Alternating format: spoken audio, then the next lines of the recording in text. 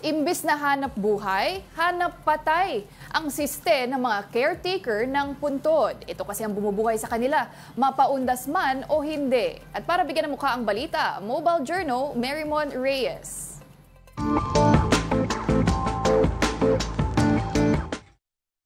Tuwing All Souls Day, marami ang pupunta sa mga sementeryo para mabisita ang kanilang yumaong mahal sa buhay. Pero sa mga normal na araw, mayroong nag-aalaga at patuloy na nagbubuhos ng pagmamahal sa mga ito.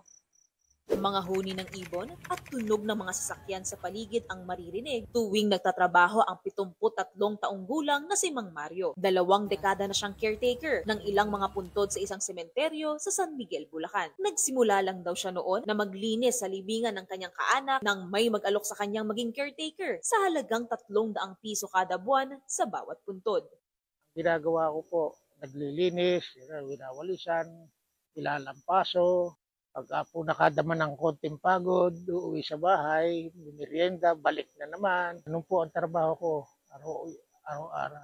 Ang maliit nilang tirahan ng kanyang pamilya, nasa loob din naman ng sementeryo. Kaya sigurado raw na hindi mapapabayaan ang mga inaalaga ang puntod. Hindi po ako natakot dito kasi noong pong araw ay natutulog na rin po ako sa ibabaw ng nicho rito. Ang natatakot po ako dito ay buhay na tao. Sa gabing ito, sinamahan natin si Mang Mario sa pag-iinspeksyon sa halos 20 libingan na kanyang binabantayan. Humingi rin tayo ng permiso para magkunan tsaka libutin yung mga pansyon na nandito. Ang naiipon dito lagi kada taon is alikabok kasi syempre nasa publikong lugar ito. Diba? Yung mga buhangin, kumakalat, kaya mabuti na laging lilinisin, i-maintain. Para maramdaman din talaga na yung pagmamahal sa kanila, hindi matatapos sa panahon na buhay lang sila. Sa isang pansyon naman, nananatili ang pamangkin ni Mang Mario na si Basie. Tuwing papalapit na ang araw ng mga patay, nagtitinda siya ng kandila dahil may mangilan-ngilan na ring dumadalaw sa sementeryo. Pero hindi lang daw mga tao ang kanilang nakikita. May mga ligaw din daw na kaluluwa, kaya ipinagdarasal na lang nila ang mga ito. Sana wag niya akong guguluhin, wag nila akong tatakutin. Binubulang ko lang po sa sarili ko.